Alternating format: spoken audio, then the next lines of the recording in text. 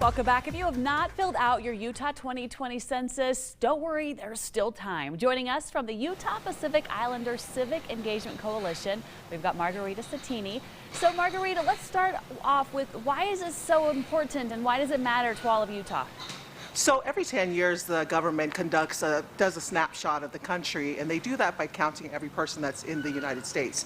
And they take the data, and the data helps them determine funding. So, you know, we have a lot of people in our community who are dependent on Medicare, Medicaid, CHIP, WIC, SNAP. I mean, there's so many different programs. We have children who are dependent on the National School Lunch Program.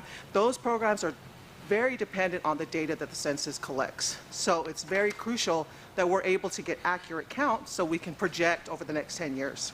Okay, but we do know some communities are harder to reach than others. So how are you trying to facilitate the need there to make sure we do get every single person counted? Right. So pre-COVID, we did a really good job of going out and mapping out, you know, which areas of our county and in Utah were hardest to count.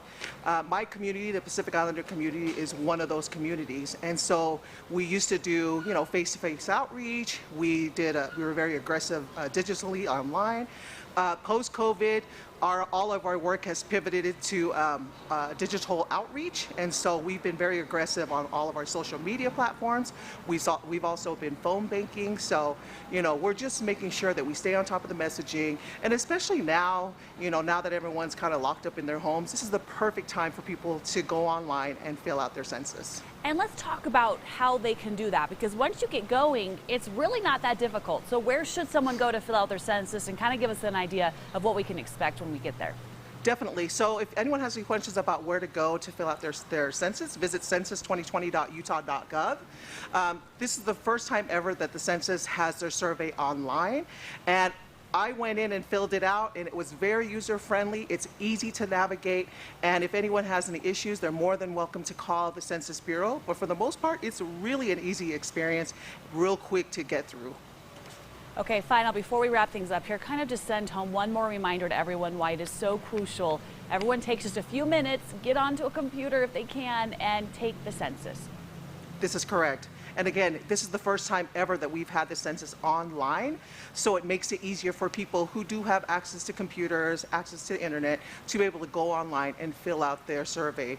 And again, the data that we collect plays a big role in how we fund many of the programs that we're dependent on, how congressional representation is apportioned throughout the country, and it's also mandated by the Constitution. So. Well, there you go. That's an easy one right there. If the Constitution says it, we got to do it. And everyone wants to be counted and know they're part of it. So, That's Margarita, right. Thanks so much for being with us today. We really appreciate that. And more information can be found online at abc4.com. And coming up, most